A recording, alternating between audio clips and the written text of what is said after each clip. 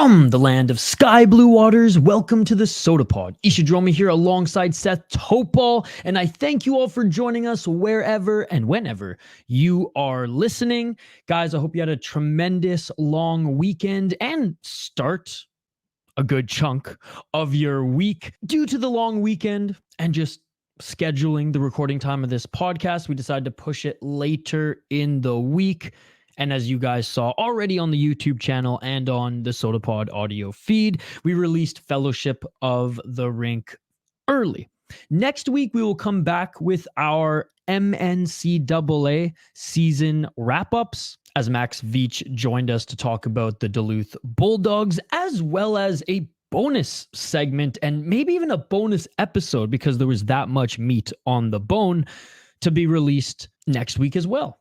So again, my apologies if you guys expected a podcast to come out Monday, if you expected a podcast to come out Tuesday. Here we are, late Wednesday. I hope that's when this dropped. Early Thursday at the latest. Again, I really appreciate all you guys. We'll bring on Seth in a moment. We'll also jump over to the Hoppy Hour. First, there's a few things that went on. There's a few things that happened after I recorded with Seth late Monday evening. And we joked about how when this podcast releases, Dan Balsma will be coach.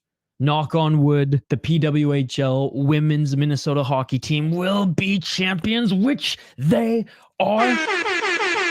Let's fucking go. Congrats to the women. Taylor Hazy as well, MVP of the tournament, the playoffs. Sneaking into the playoffs on the brink of elimination, only to come back swinging.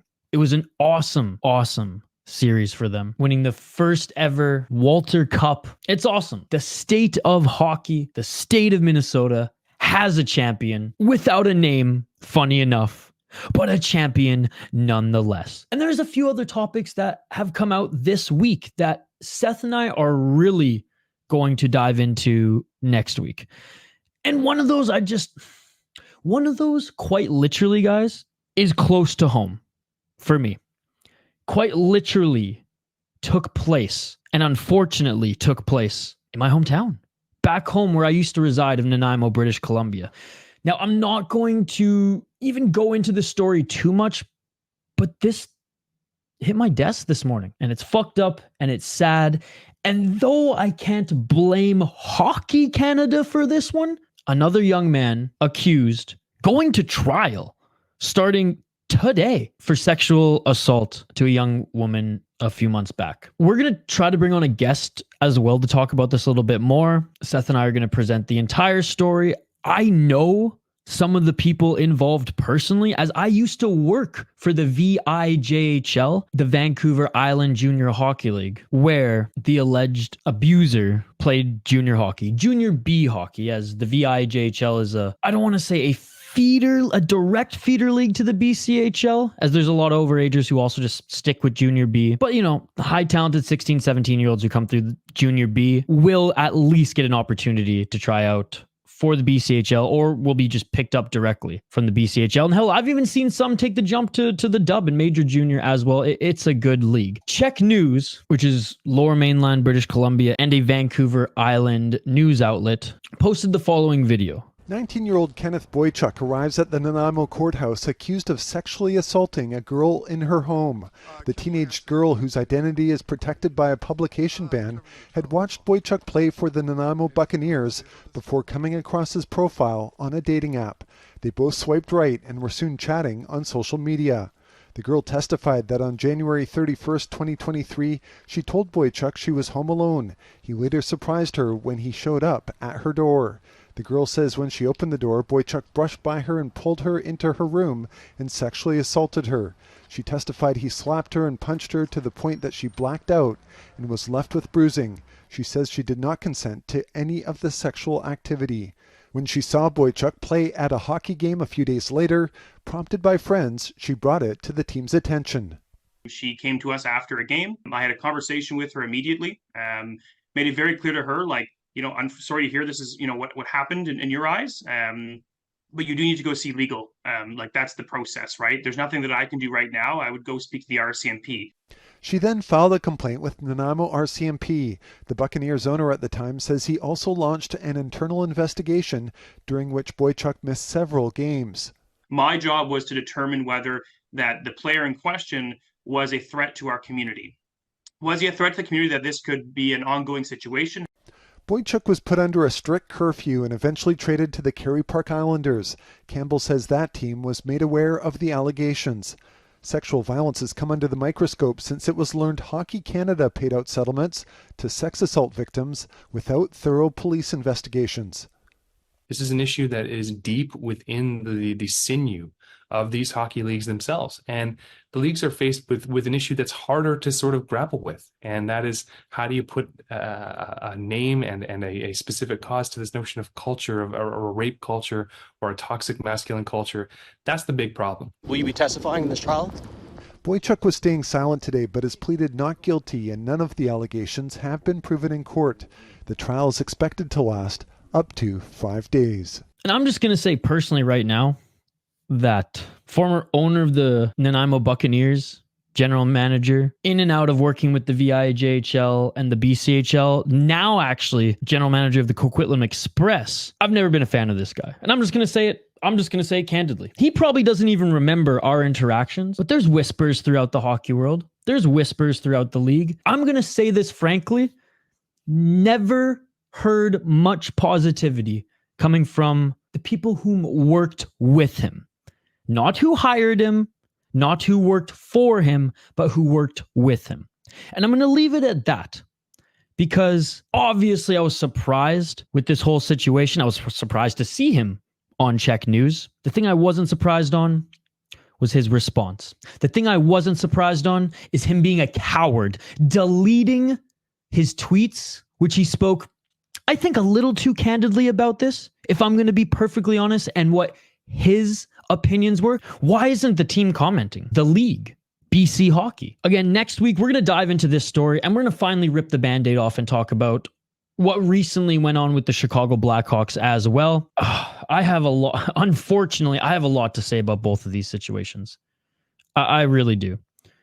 And yeah, so I just had to let this out. I just had to talk about this in the intro, guys, because like I said, this is literally in my backyard. This is literally back home in the league that I worked for, no less. So I have a lot to say on it. I want to talk to Seth about it, both with the Chicago incident, another Chicago Blackhawks incident. I'm not talking about the shit that happened a couple years ago. I'm talking about something that broke a month ago. We'll talk about that story. We'll really dive into this one because I believe by the time Seth and I record, we will either be in the last day of the trial or it will have just wrapped up. So we might have a bit more news on it. I have some contacts still working in the league and those who are very close with people involved in the league or who have worked in the league before. Long and the short of it, I reached out to some people. Hopefully we're going to have someone, a guest, just for this small portion of the podcast next week to shed a little bit more light on the situation as a whole, stuff that maybe will not be reported at the time of that recording next week, and to further just provide a little bit more insight on this. So again, sorry for kind of the scrambled intro and kind of dark intro. Sorry for being late. Shit, I'm saying sorry too many times. I'm really enforcing the Canadian stereotype right now. What I meant to say was, fuck all you all. I can release this podcast whenever I want. No, I'm just kidding. I love you all. Your patience with me is greatly appreciated, especially the support on YouTube, guys. If you're just listening to this via podcast, you're the OGs. I fucking love you all. If you want to get the full experience of the podcast, though, I do post the full video on YouTube, especially the Hoppy Hour. I mean, I know you guys want to see me and Seth's beautiful faces in HD, in 4K now, actually. If you want to get the best experience of the Hoppy Hour, I highly recommend you check out the podcast on YouTube. If YouTube's just not your thing, go on our YouTube channel, subscribe, just like the video when I post it, and then just go back to your podcast app, whether that's Spotify, Apple, whatever the case. Don't forget to rate and review on Apple and Spotify as well, as it just helps us get in front of more listeners. Anyways, whoa. Take two. Anyways, let's get to the Hoppy Hour here, guys. And as always, the Hoppy Hour is brought to you by our friends at Northland Vodka. Northland Vodka is the best damn vodka on the planet, in the States, in Minnesota. Great people, awesome company, Mark Parrish and the crew. We love working with them, ladies and gentlemen. Great people, local company, and amazing product. Can you ask for anything more? If your liquor store, if your bar doesn't have Northland vodka on the shelves, ask them why. And maybe next time they will hook you up. A small percentage of every sale also goes back into the community, goes back into local hockey. So what are you waiting for? Go pick yourself up a bottle today. Northland Vodka, a proud partner of the Sota Pod. Let's get to the happy hour, ladies and gentlemen. HOOEY! First, I'd like to propose a toast to UMD goaltender Alex Stalock. To Stalock! To Stalock! I love that stuff. Been drinking it for years. You know, I heard they recently decided to add more hops to it. You're all hopped out?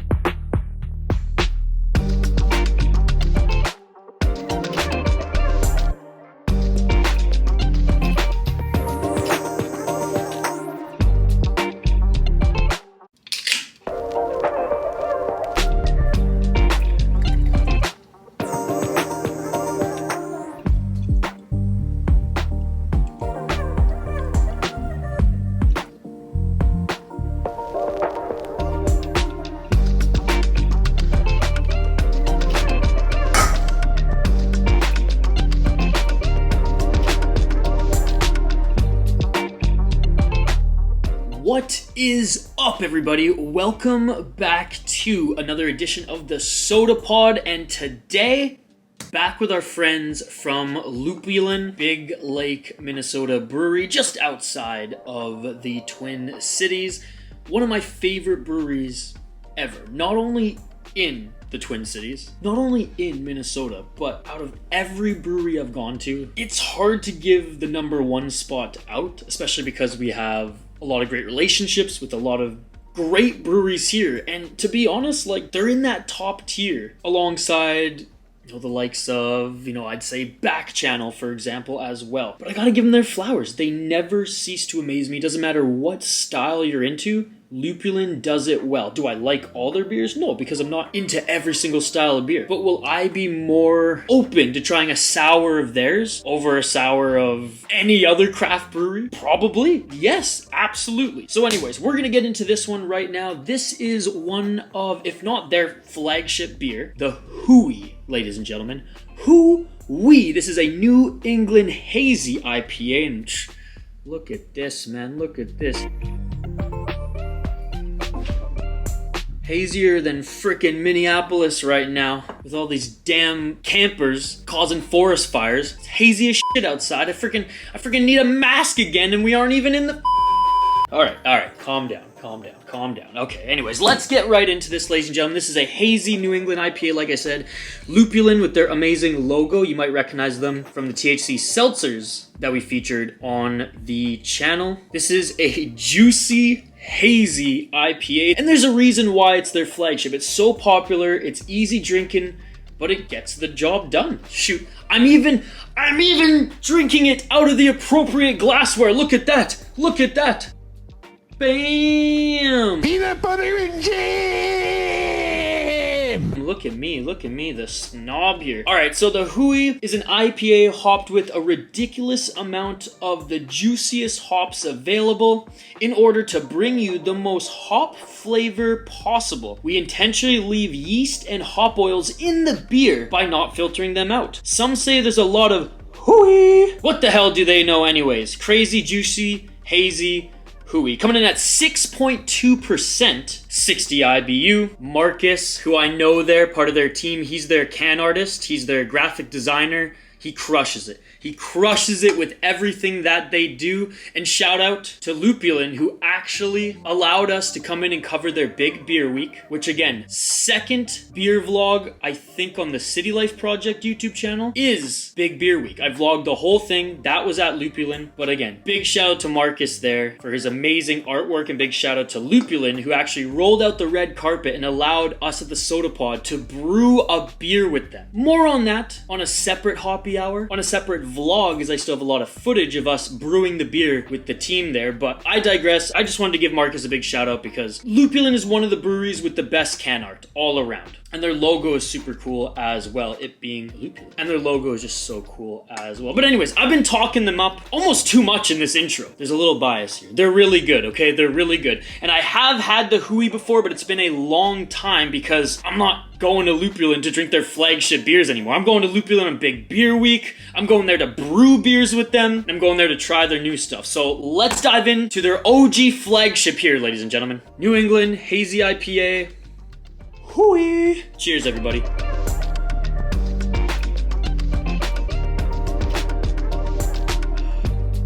Oh, yeah, dude. Oh my god. And honestly, as I check the date, yeah, this isn't even freshly brewed, which is something that the staff at Lupulin actually are on top of. Even their beers that are distributed to liquor stores, like, they'll go and check how long they're on the shelves because they know, like, after 4 months, the product that they've made for us is not the same. This one is a little dated. It's a little bit older than 4 months, I'll say that, and it's still f***ing incredible, dude. Man. All right, so right off the bat, you're just punched in the face with tropical flavors. Like, it's so juicy, but it's not tangy. It's not super citrus forward, and it doesn't have a lot of sugar. I say tropical because it kind of tastes closer to mango and pineapple than it does orange, blood orange, lime, but there's not a lot of melon to it at all. I would say, as far as the juiciness of it, closer to mango, closer to pineapple than more of an orange.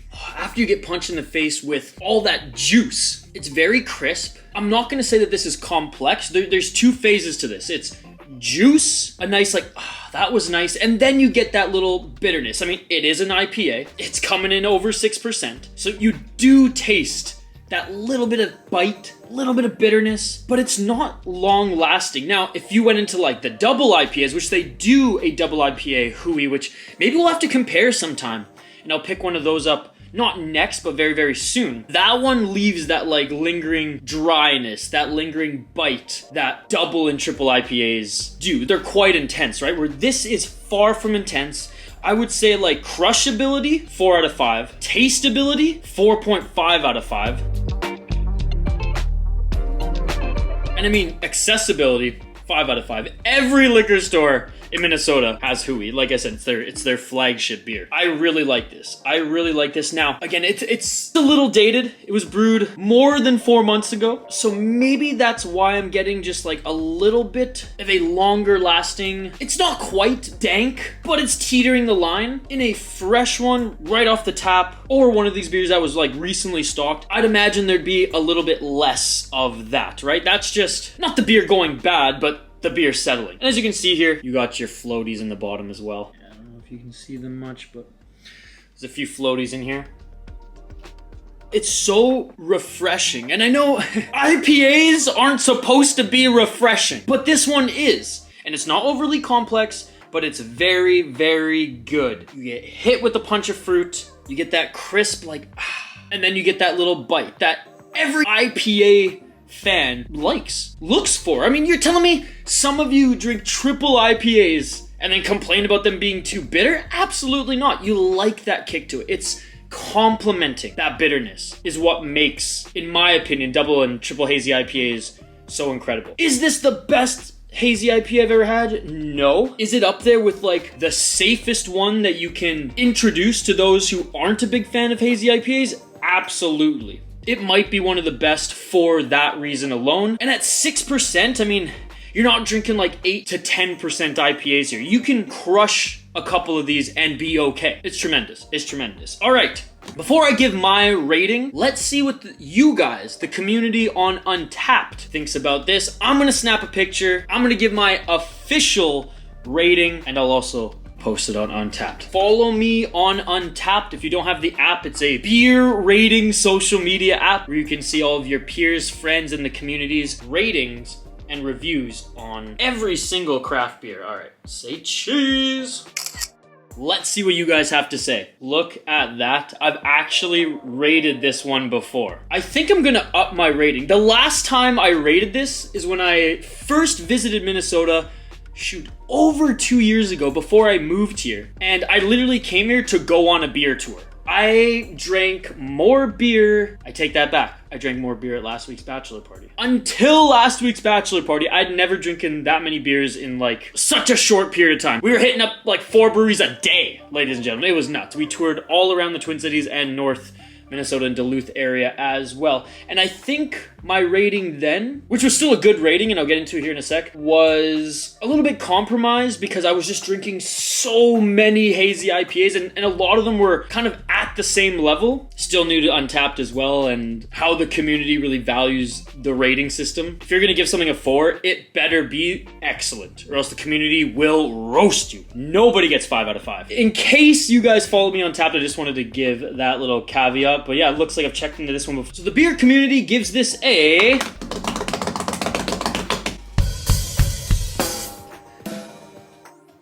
4 out of 5, ladies and gentlemen. 27,800 check-ins and posts for this beer. That just shows how freaking popular it is, ladies and gentlemen. 4 of my friends have checked in as well. Everyone gives this 4 out of 5. It is described to be juicy, hoppy, citrus, and full-bodied and bitter. I'm gonna say juicy, hoppy, a little bit more on the tropical side. I'm just gonna straight up write mango because I don't think it's super citrusy. I don't. Now, pineapple's maybe teetering the line of like citrus or not.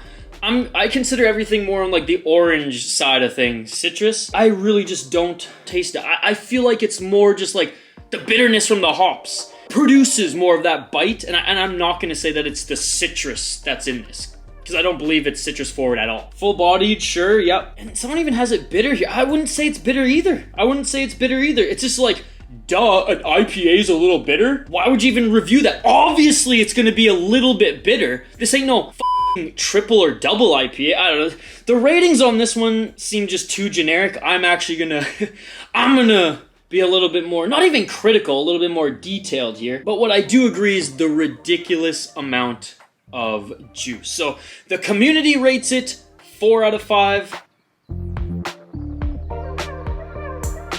Even an older one gets that reaction out of me. Oh, and that's new. Whoa. So what was that, like the 5th big sip that I took? I didn't see, again, like f*** you, whoever wrote that this is bitter. You're wrong, you're lying. That last sip there, that big last sip, hardly bitter at all. It was like you got that juice, that crisp flavoring, and then I had a lingering flavor of, again, like I'm leaning towards mango. That was awesome. That even tasted good. For me, 4 out of 5 is like, I don't know if I will ever find a hazy IPA that will get 4 out of 5 in my book. I have to go back to British Columbia and try Yellow Dog's hazy IPA, because up until I moved to Minnesota, that was my favorite one, hands down. And I even sent one from Canada to the United States so Hoppy could drink it. And he even said, after traveling via Canada Post to FedEx or wherever, UPS, a week or 2 on the road, he even praised that one. And Hoppy's a snob when it comes to beers, all right? So I do have to go back and compare now that I'm a little bit more highbrow than I was back then. But this is awesome. I'm gonna stop ragging the puck. I give this a 3.75 out of 5. And I might be in the minority. I'm not all gung-ho on hazy IPAs like everybody else is. I actually prefer more of the bitter stuff. I prefer the West Coast IPAs. That's what I grew up drinking at the legal drinking age, of course, YouTube. Yeah, 3.75. And my original rating was 3.5. It is very, very good. I just have to imagine that, like, the night that I checked in and posted this, I just think this was, like, towards the end of the trip, and I was like, okay, here's another really good hazy IPA. Here was my rating before. Again, guys, follow me on Untapped. Look up Isha or at VI Sports Talk, and you'll find me there. At VI Sports Talk, so where you can find me on Twitter as well. I'm on Instagram, but I'm not on Instagram, so don't even bother. HOOEY! That is good. 3.75 out of 5. I think that's a fair rating for something that is excellent, crushable. It's a good introductory hazy IPAs to those who have drank a West Coast IPA and are like, yeah, fuck IPAs, way too bitter. This isn't bitter. And it's not overly sweet. It's just a very juicy, full-bodied, crisp, crushable beer. Shout out to our friends at Lupulin. You guys kill it all the time. Can't wait to make my way back out there. That's gonna do it for today's Hoppy Hour, ladies and gentlemen. As always, if you like this series, like and subscribe. Let me know what beers you want me to review next. Shout out to Sean, who did already. That one's on the list. Summer Shandies, let's go. We'll do that one in the sun, baby. If there's any beers or tier lists you guys want me to review, beers available in the Midwest, or generic beers that, again, you want me to review in a tier, or any other types of alcohol. Do you guys want me to do tier lists for vodka? Do you guys want me to do tier lists for gin? I want to hear your guys' thoughts, your guys' suggestions, your guys' opinions, and again, any beers that are available in the Midwest. I don't care if they're craft, domestic, whatever. Let me know in the comments. Let me know if you've tried this one as well. Like and subscribe, and we'll see you on the next one. Cheers! I am fucking working out today, dude. I'm gonna have another couple of these.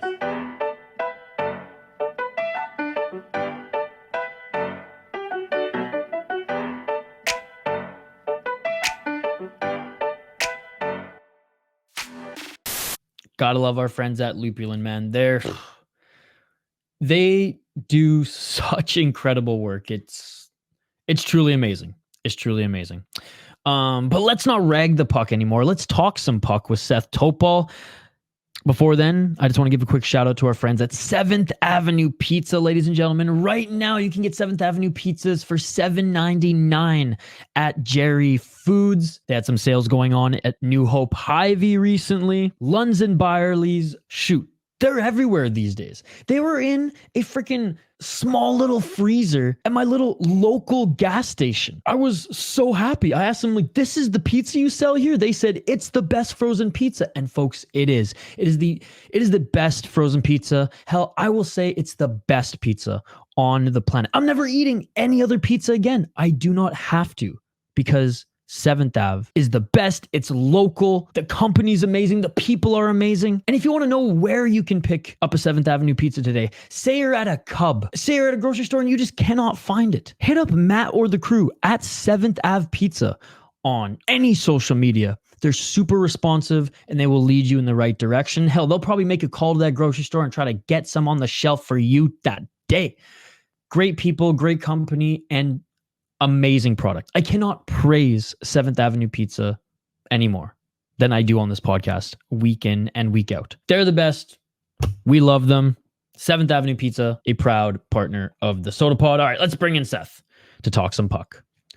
And we are back for, what is the meat on the bone in this episode? Back with Seth Toupal of Locked On Wild. What's going on, buddy? What's happening, Isha? Just enjoyed a nice Memorial Day weekend. Went to Canterbury Park Nice. For the first time. So had the opportunity to see some races and did okay. Okay. All right, that's good. Yeah. That's good. It was the first time I'd ever seen or attempted to go through a horse race. So it was a learning experience, but hey, a lot of fun. Enjoyed it. That's awesome. My favorite Kenny vs. Spenny episode is who can earn the most money. And after Kenny earns more money than Spenny, Spenny takes the small earnings that he did make and just goes to a horse race, bets it all on Petite Mermaid, and he wins a few grand, and that's how he ends up winning the competition. Also, Kenny was selling airtime to the show for businesses, and the lawyer said they actually have to give half of that to Spenny, so Spenny would have actually crushed him anyways. Key thing that I learned is you've got your 3 categories: win, place, and show. Yes. And place is first or second. Show is first, second, or third. I went a couple of races assuming that show meant top 4 and place meant first, second, or third. Whoops. Oops. It's okay. That's okay. That's okay. We You figured learn. it out, though. You live and you learn. Yeah. We got a few NHL topics to talk about here, guys, before we just dive into whatever we could scrape up as far as wild news here. Seth and I have been having a lot of fun going back and revisiting some of the Minnesota Wild drafts on Locked On Wild every Friday. Yes. All right, Friday. It's been going back and forth Thursday, Fridays, depending on our availability, guys. But either Thursday or Friday, usually Friday, I appear on Locked On Wild. And yeah, Seth and I have been going through the vault and making tier lists and ranking, draft picks, wild decisions, etc. It's a lot of fun. Go check that out. Here we've been kind of just this week anyway, scraping the barrel for some news, but the coaching carousel has begun here. And the Winnipeg Jets have hired a new a new head coach, but an in-house coach in Scott Arniel. He was a National Hockey League player for the Winnipeg Jets for the early part of his career in the 80s as well, and has had a pretty decorated coaching career, mostly as an assistant and an associate.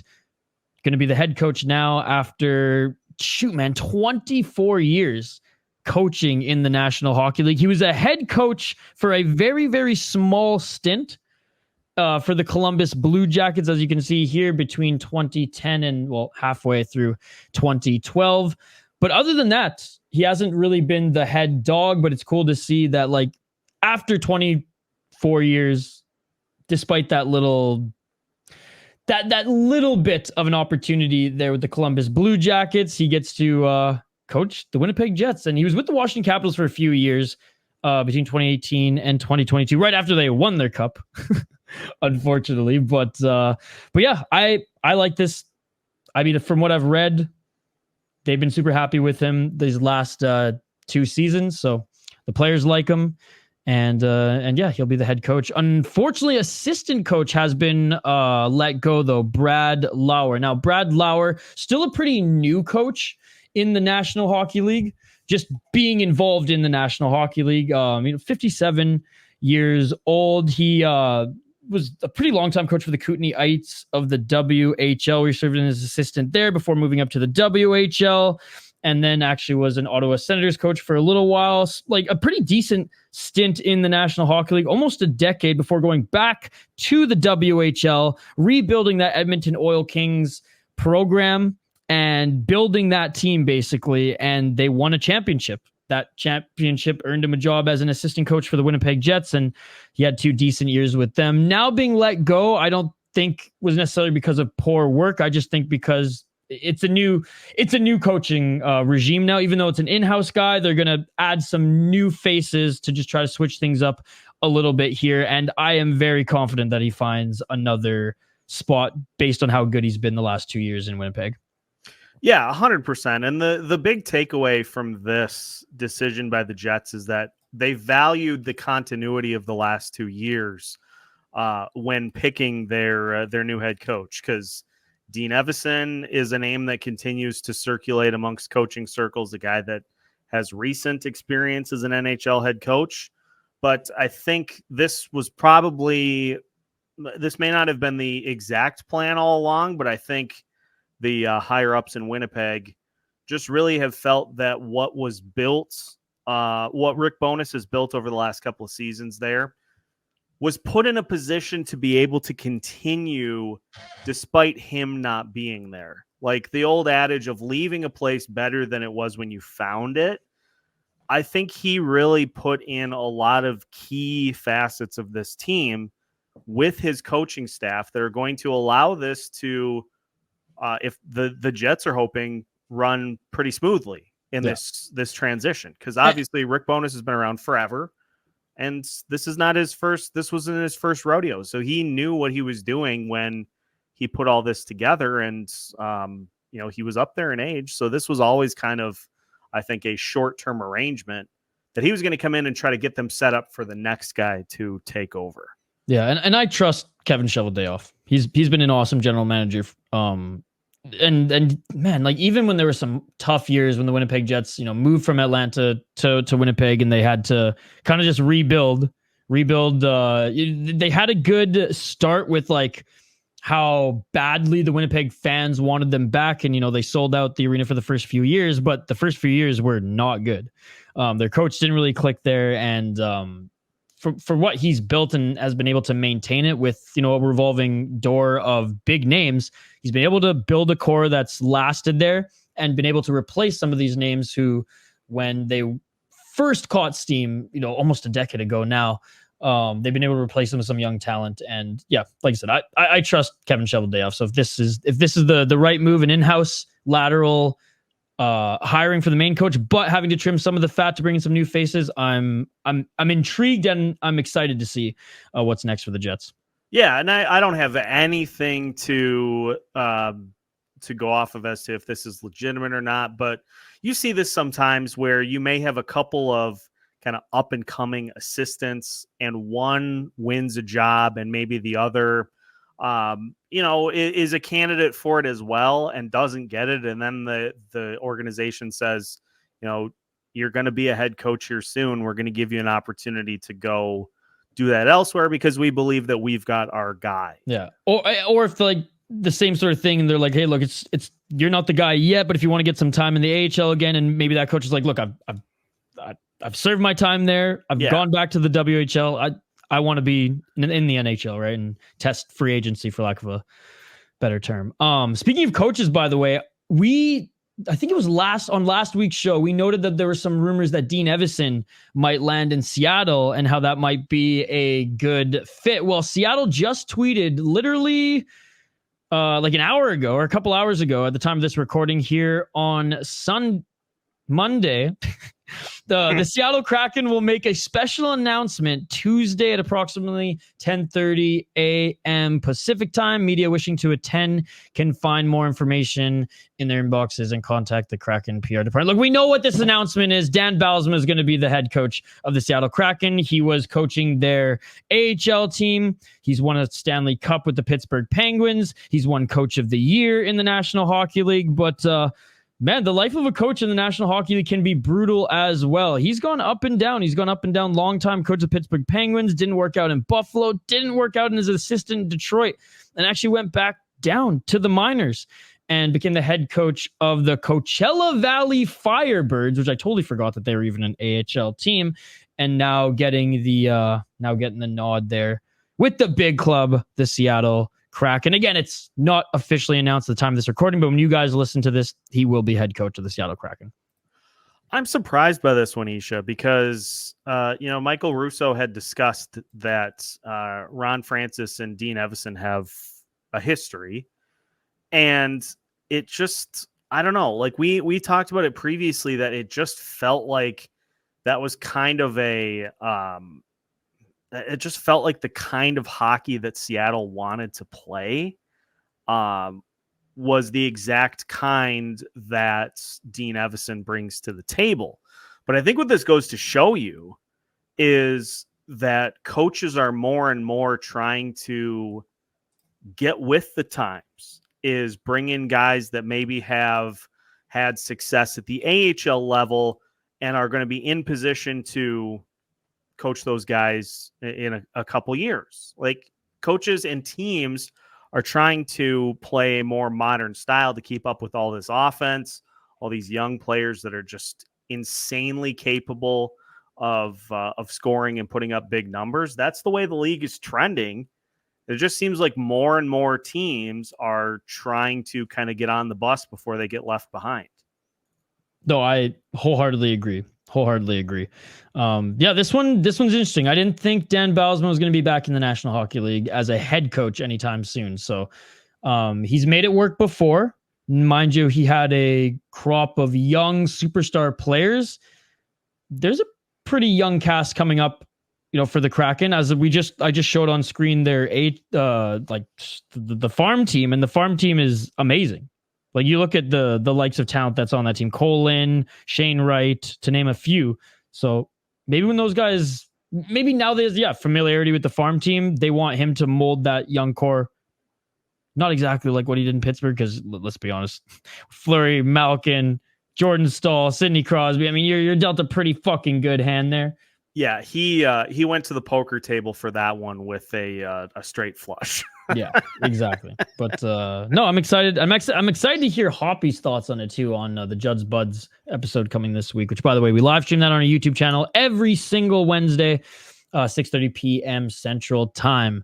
Let's move on here. Laughable fine at best. Shout out to the CBA and the max that they can fine people. You were amazing. As I'm rolling my eyes here. Laughable fine for Jacob Trouba, who, again, full-on chicken winged his opponent. No intent to check, only intent to injure, and it was fucking blatant. He elbows Evan Rodriguez in the face, only gets a minor penalty.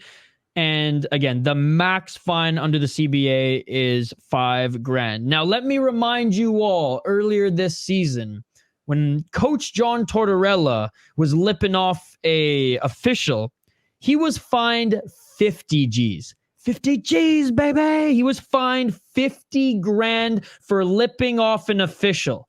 Okay? Jacob Trouba, time and time again, wants to take people's heads off with fucking Muay Thai elbows in hockey. And it's not even like it's elbow after him initiating the check. It's elbow first, check after, intent to injure.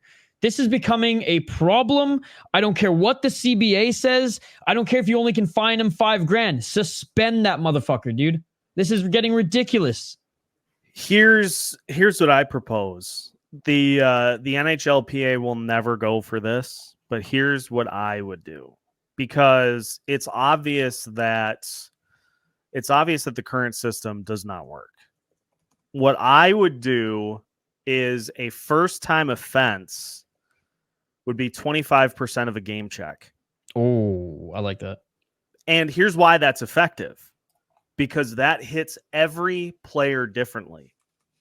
Yeah. That hits those enforcers a little harder than it does some of the more well-paid, and even the more well-paid players. It hits them in an according fashion. So that's your strike one. Strike two is 50% of a game check. And then strike three is a full game check. And everyone after that is a suspension without pay. I like that a lot. That's the only way. That's the only way you are going to get people's attention. A $5,000 fine is... This guy wipes his ass with $5,000, dude. It's like, you remember in college, like anybody who went to any university and got a parking ticket remembers this. Like, you'd get like a parking ticket for being 5 minutes over the amount of time, and it's like a $10 ticket. It's like, I don't give a shit about a $10 parking ticket. Like, if you want to really send a message, you got to make it hurt. You tow that son of a bitch. That's when you bring out the boot, you slap it on that tire, and you say, all right, it's going to be $50 or $100 to get this removed. And your car isn't moving, and you're just going to accumulate until you get that taken care of. You have to do something that's going to get people's attention. I like that. I like that a lot. End of story. And until the Department of Player Safety and the NHL and the NHLPA come together on an agreement like this is going to continue to happen, because there just is no...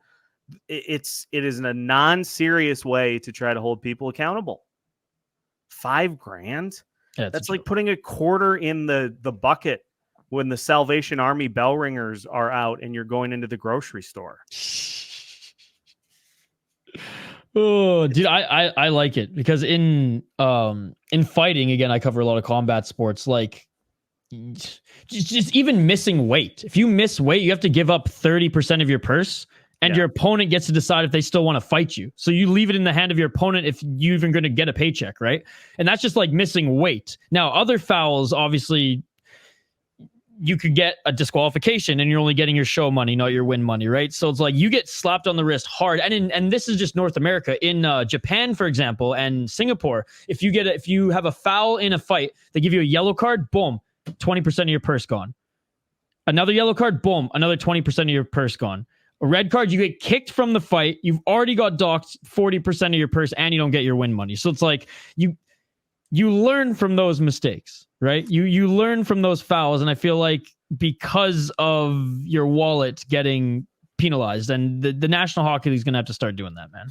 Yeah, you got to make it hurt, and the only way that you're going to make it hurt is if it's a percentage of a particular player's check, because it's going to impact everybody differently. $5,000 fine may be more significant to some, but non-noticeable to others. Now, if you go to, like, let's say you are a repeat offender, it's your second offense, 50% of a game check, that is one that is going to make you turn your head. Yep. No, for sure. I like that, Seth. Let's move on here to talk about the Worlds again. The World Championships have just wrapped up, ladies and gentlemen, but my goodness, was it was a fun tournament, as none of the powerhouses, none of the big dogs showed up when it counted. They played well for the most part in the round robin, but man, the likes of Czechia, Switzerland of all teams, dude, they fucking showed up here. And shout out to the Czech Republic beating Switzerland only by 2 to win the IIHF 2024 World Championship. This is how the tournament broke out in the quarterfinals, ladies and gentlemen. Unbelievable win for the Czechs against Sweden. I cannot believe Canada fucking blew it against Switzerland. That was insane. And then not even getting the fucking bronze against Sweden. But anyways, I'm not salty at all, ladies and gentlemen. The Americans didn't even get past the quarterfinals. We didn't place.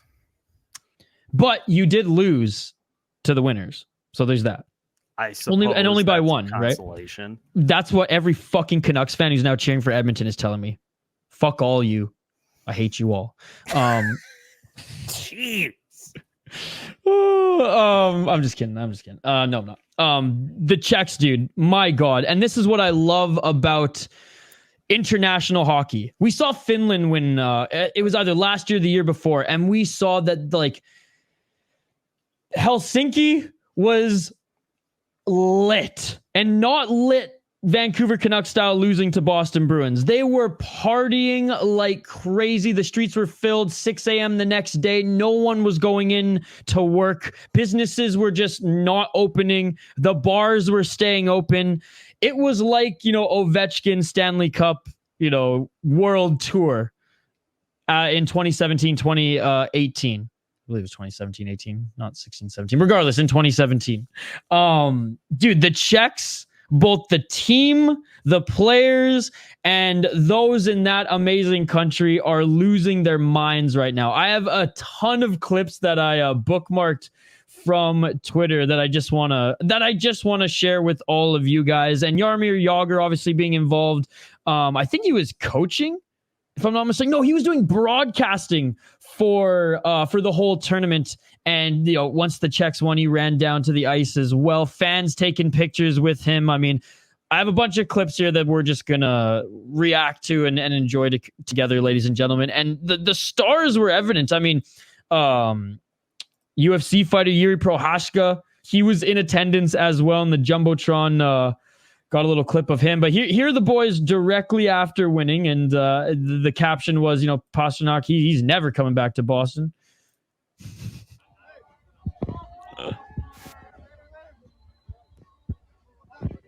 I don't think there's any beer left in the Czech Republic, by the way, guys. Can confirm. I think they've drank it all. So here's Pastrnak, like I said, he's going full Ovi. Half the clips are of him. It's not Das Boot, that's Das Cup. They broke the cup, by the way. The team. Oh my God. Let's go, Pasta.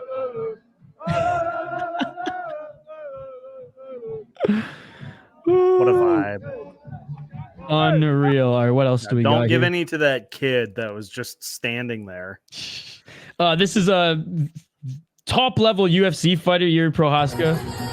He was on the jumbo cam.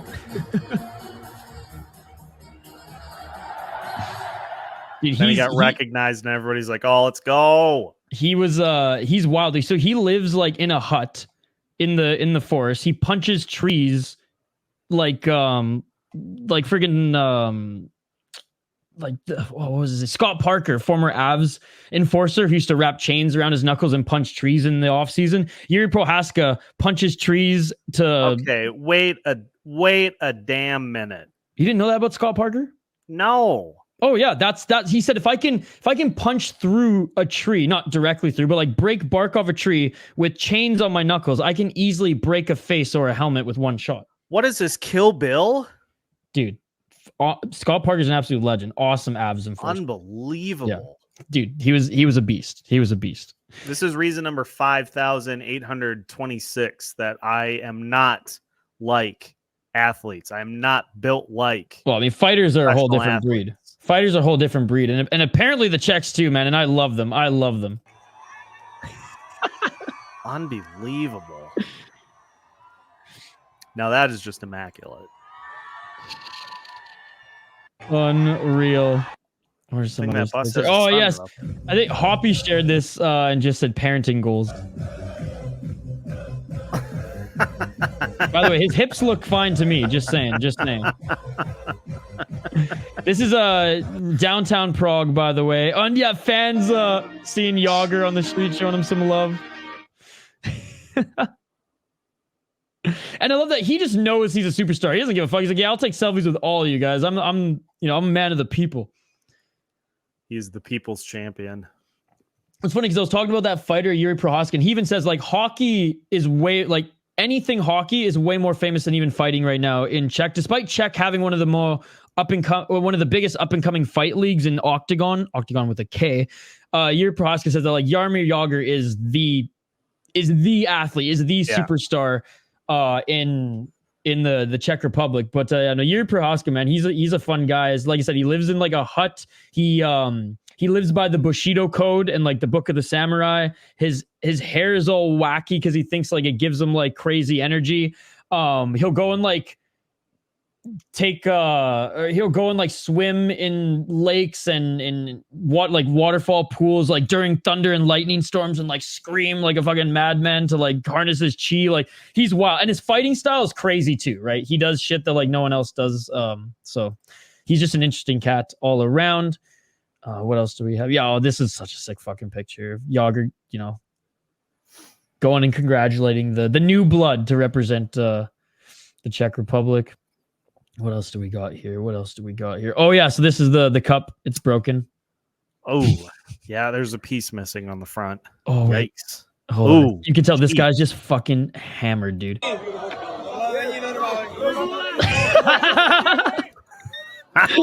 Oh my god, I pause on his face.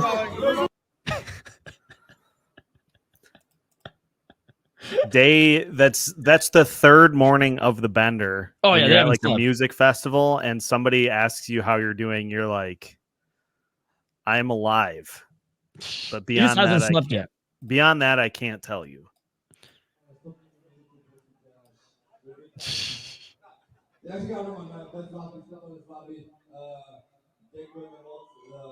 I love that they're drinking out of glass mugs.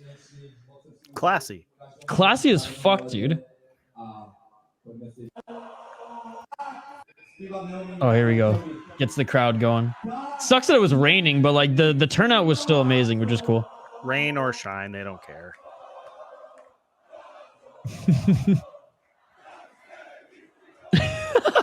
Oh, jeez. Such a vibe, Seth.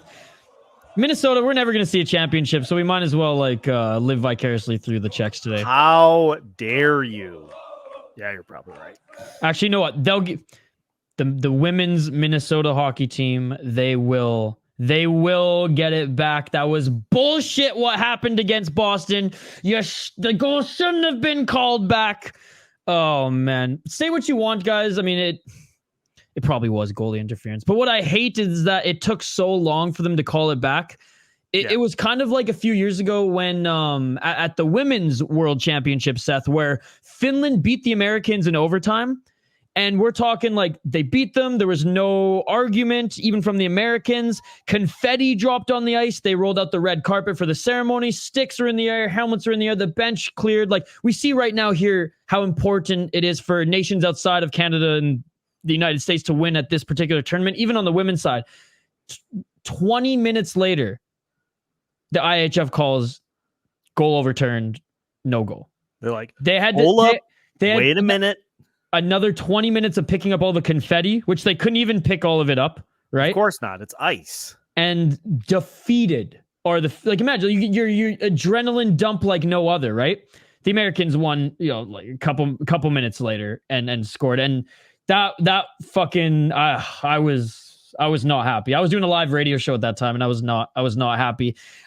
That's the vibes. That's what I felt watching the women's game just the other night, Seth. Now, I do think they are the better team. I do think they can get it done. Hopefully they do get it done by the time you guys listen to this. But just had to throw that out there, as it's not really on our outline because I didn't want to highlight pain. But we're with you. We're with you, and we're supporting you, ladies. You guys are crushing it. Go get it done. Go to B-Town and take care of it. Oh, my God. Look at this.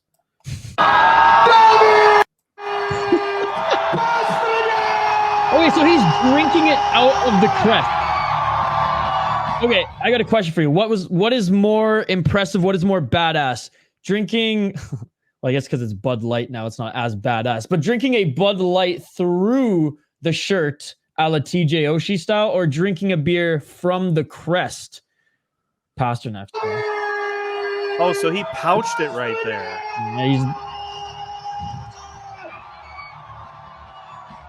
Yeah, give me that one. Off the emblem. Yeah, that's badass. That's badass. Again, guys, I don't think there's any beer left. Beer left. Wow. I'm happy for the Czechs, dude. I'm happy for the Czechs. If it's not going to be like the States or Canada, I'd like it to be, Czech. I'd like it to be Slovakia. I'd like it to be Kazakhstan, Switzerland, like one of those. I mean, obviously Slovakia and Czech, not as random, but like Swiss making it to the finals was fucking awesome to see. Yeah, it's just, I always, and as somebody who is getting more and more into these international tournaments, as you should, because they're awesome. I always just assume anytime the U.S. team doesn't like place, that it's a huge disappointment. But how much, like it clearly just doesn't matter as much here as it does in these other countries, because we obviously have the NHL. Like we have the Stanley Cup is the thing that every player is chasing year in, year out. And furthermore, we have national sports leagues with hometown teams, whereas Europeans, international games, whether it's soccer, whether it's hockey, like it's more of a thing. It's more important to them, right? Yeah. Getting an opportunity to showcase your talents against the rest of the world. This is the thing for a lot of these different countries. This is pinnacle. Because look at the States. We have so many NBA fans. No one gives a fuck about Team USA basketball. And the same in Canada. There's a lot of basketball fans too, mostly in Ontario. They don't give a fuck about Team Canada basketball. But Lithuania, bro. Spain, bro. It's insane. So just it's cool more. To see. It's cool to see. And Pasternak on Instagram, trolling the NHL a little bit, says, how about a 4 Nations invite now? As he shows off the championship, as the Czechs were snubbed by the 4 Nations exhibition. They weren't even exhibition game. The 4 Nations tournament. I don't know even. It wasn't even a tournament. Whatever it was, showcase. I guess showcase earlier this year. So I definitely think the Czechs will be part of it now. Yeah. You really don't have a choice. I mean, if you, there'll be a little bit of an edit. Absolutely. All right, let's move on and talk about the Minnesota Wild. Now it's slim pickings. There's not a lot to talk about in regards to the Minnesota Wild here, but there's a few stories. And jumping right off the back of the World Championship, and the Czechs winning, the Wild have a Czech prospect by the name of David Spacek. Now, last year, I don't want to say he underperformed, but he didn't reach the expectations that we hoped for him coming into the AHL, coming from Major Junior. However, he did come from the QMJHL, and so there's that. But I don't want to. I don't think that he played poorly. It's just like that young Iowa team. No, none of these young defensemen did well. Let's just say that none of the young defensemen did well, and he got a little stint in the ECHL too, but got some pro experience in North America, hoping he bounces back and hoping that this win at this tournament, though he wasn't leaned upon too much, he did get 5 points, 5 assists in 10 games. His offensive skill was on display. And what I liked about the Czech team is they utilized his skill in their systems, right? They didn't lean on him too much for any top matchups defensively, and they let him do his thing, especially with a little bit more space here on the world stage, on the IIHF World IIHF ice, the bigger ice there. So I really liked what I saw there. Still only 21 years old. Again, spent a handful of time with the AHL and the ECHL club this year.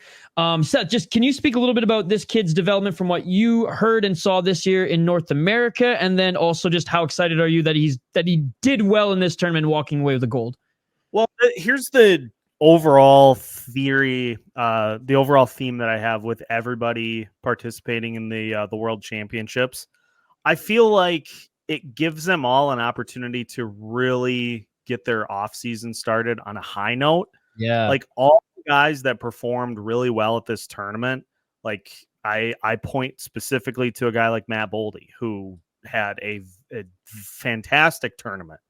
A guy like Spacek could really use this as kind of a springboard to get the rest of his off season going, and you go in with some confidence, and it really just, I think, helps you set up the next few months of getting ready for next season. Now, from the Iowa's perspective, I am really just kind of, I know there's a rush to kind of be concerned about, especially on the defensive side, of the fact that none of these defensive prospects really popped for Iowa this past year. I'm really anxiously looking to see some step forward from them this year. We got to keep in mind, you've got guys that are 21, 22 years old, and that's basically your entire D-core. Well, they brought in Jack Pertu at the end of the season. Yeah. They had one player in Simon Johansson who was 24. Mermis got called up, right, and was awesome for the Minnesota Wild. Again, awesome as in like he reached his potential and didn't and wasn't he wasn't bad. He wasn't Goligoski out there. They really only had, and Will Butcher was brought in, which I like that a lot. I like that a lot because he's a veteran. But they really didn't have anybody to kind of lead the way. Nope, it was a bunch of young guys that had to kind of figure it out on their own. And sometimes it takes a while. So I'm really just looking forward to seeing what these guys all do this upcoming season, with a little bit of kind of more of an idea of what it takes to be successful at the AHL level. And I look this year for some of these guys to really take a step forward. That is so crazy, man. Look at like Kyle Masters, 20 years old. Jack Pert, 20 years old. Will Butcher, 28, still like relatively young, but like I said, a veteran. Brandon Miller, 29. And I don't even know if this guy was acquired or traded, but regardless, Ryan O'Rourke, 21. Spacek, 20. Lambo's 20. Simon Johansson, he's one of the older guys, as you said, 24. Damon Hunt, 21. Like, it's crazy, man. Such a young D-core. Yeah, and I know I keep saying it, but like you usually have at least one veteran or maybe a couple on an AHL roster to show them the ropes. And that was going to be Dakota Mermis's position as captain, was to show them all kind of the day-to-day and how to be in the right spot on defense. But then Brodin got injured and Spurgeon got injured and everybody got injured except for Faber, who was injured and played through it anyways. And as much as we say, like, well, they should be able to figure it out, like sometimes guys need somebody to show them the way. Yeah. So I'm looking to see if these guys take a step this year, having had the opportunity to get the full season. But it was by and large a struggle for pretty much the entire Iowa roster this past year. Yeah, no, 100%, 100%. Some notable performances from Minnesota Wild players in the World Championship. You mentioned Matt Boldy, 14 points in 8 games, 6 goals. Marcus Johansson, 8 games played, 6 goals, 12 points. Joel Eriksson Ek, 10 games played, 7 goals, 9 points, which is holy fuck. Marco Rossi, like you mentioned, 1 goal, 5 assists for 6 points. I believe he only played 6 or 8 games. It was only 6 games. And Matt Zuccarello, in 5 games played, 5 points, all assists in textbook Zuccarello fashion. A standout Wild player that it was undrafted, Samuel Levi. I was gonna say Levi. Damn it, Samuel Levi. He actually, despite Slovakia not having the best tournament, he ended up being the top player for Slovakia. Every team, their top player wins, something from like the sponsor. Usually it's a Swiss watch, but lately they've changed it up.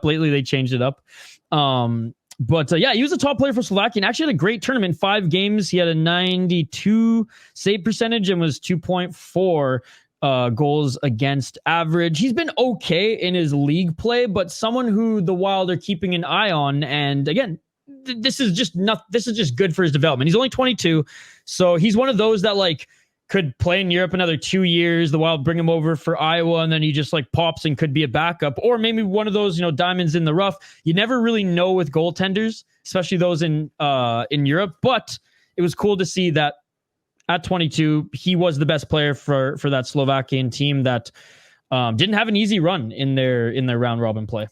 Yeah, this one is really interesting to me because you look at the goalie situation for the Minnesota Wild right now.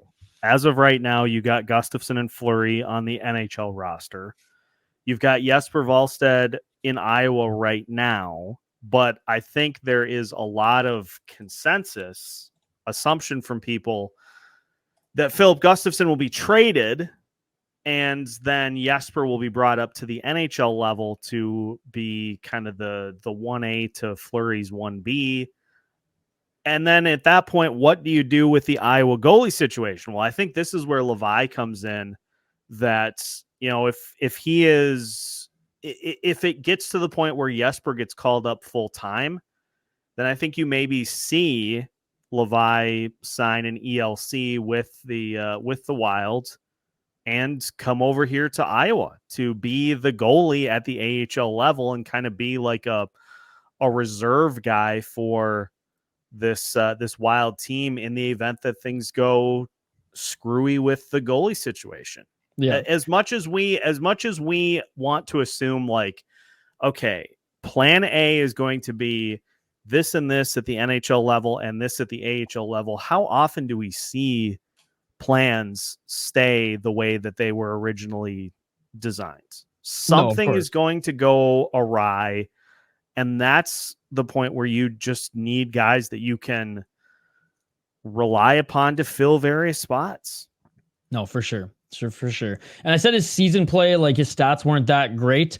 I just noticed like how many wins they had on the seat, or how many wins he had. Now, the team he was on was not great. 3rd last in the league, as you can see here.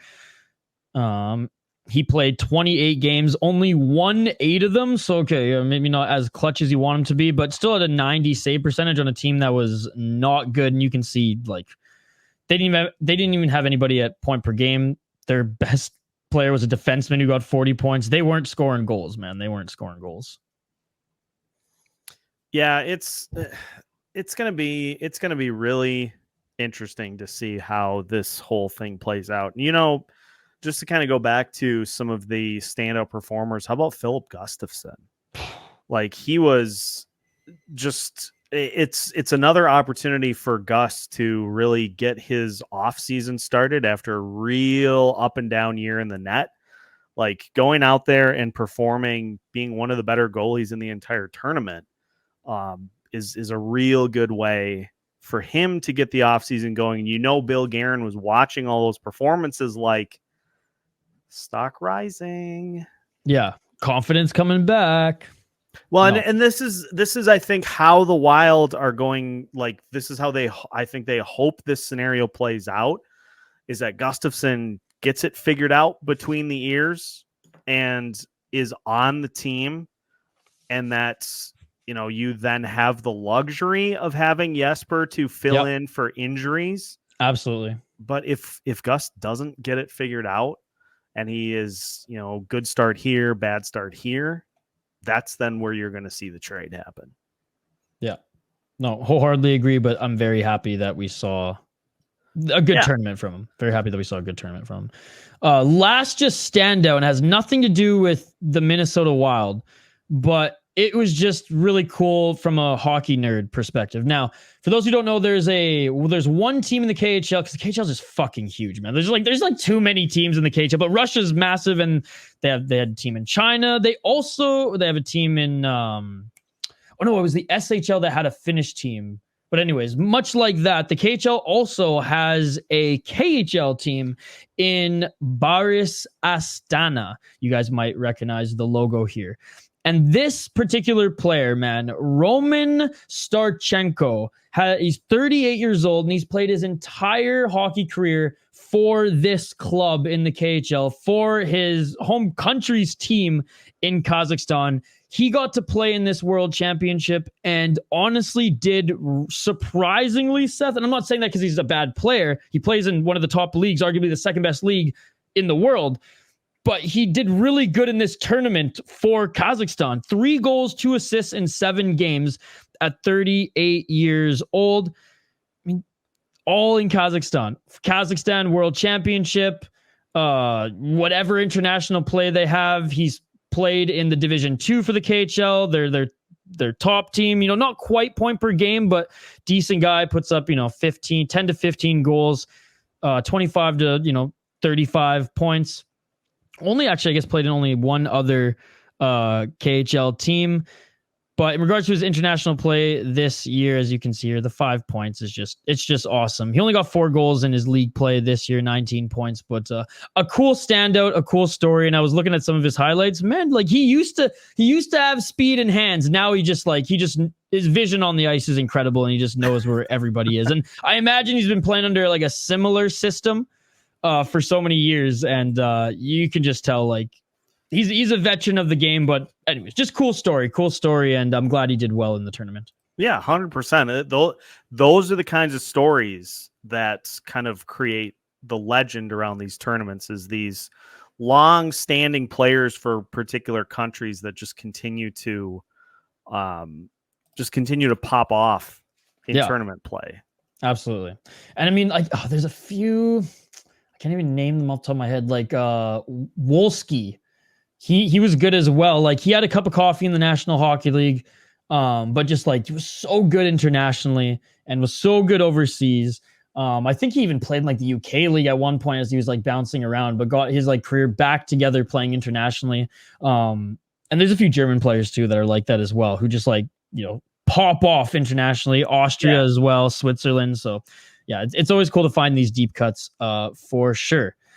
Anyways, you know what? Let's we had one more thing to talk about, but it can wait. Let's end the show on a positive note here. Seth, what do you have coming up this week on Locked On Wild? We are continuing with report cards. Marco Rossi coming up here this week. And we are working on, now that I have a little bit of time on my hands, for those that maybe have listened to Locked On Wild recently, know the backstory I'm talking about there. We're tinkering with what we'll be bringing you on a daily basis. So stay tuned. But yeah, we're kind of working through the off-season stuff. We've got report cards, we've got draft profiles, all that coming to you each and every day, just kind of trying to keep things moving in the off-season direction, while also continuing to just crank out those daily shows.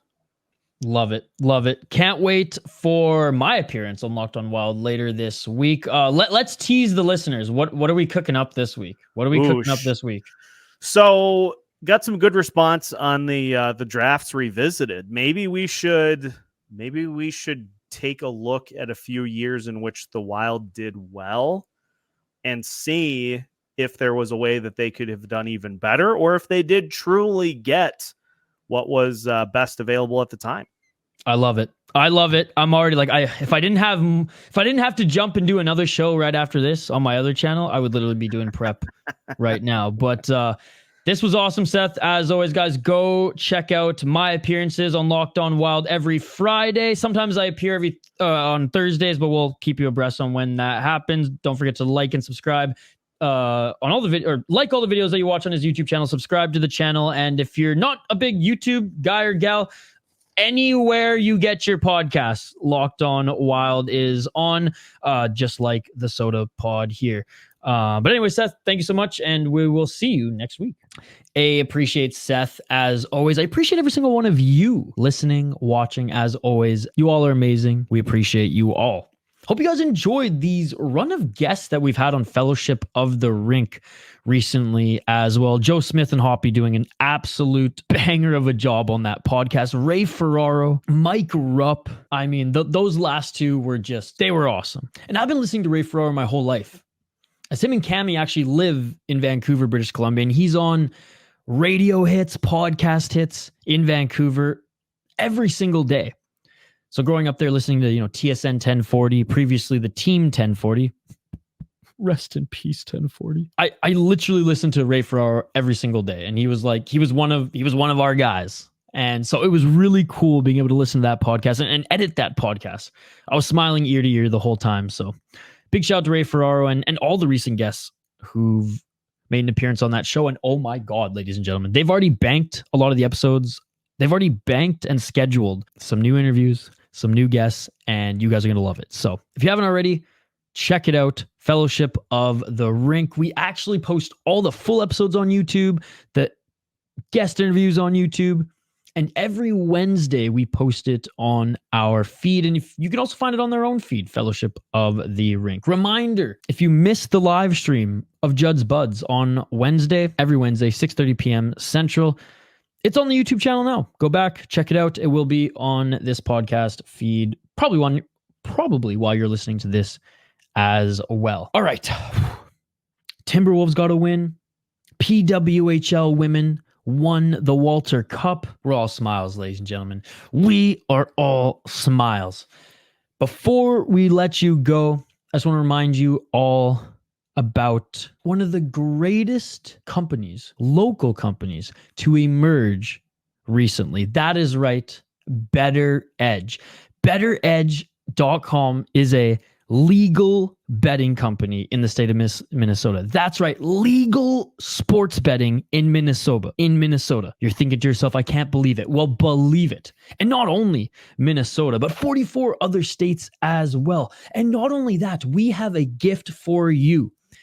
If you hit up betteredge.com/Sota Pod and sign up for Better Edge, we're going to give you $20 to play around with. That's right. BetterEdge.com/Sota Pod. Sign up and we will give you a $20 signing bonus, ladies and gentlemen. Whether it's MMA like me, hockey, baseball, they got it all. And throughout the season, we host Wild Game Day Pick'ems. We host hockey brackets, tournament brackets. And we're going to be doing a lot more interactive contests on the platform moving forward. So follow the Sota Pod, follow myself, follow Hoppy, and the great user base, local user base that is there. It's a free platform with legal betting, like I said, in Minnesota and 44 other states.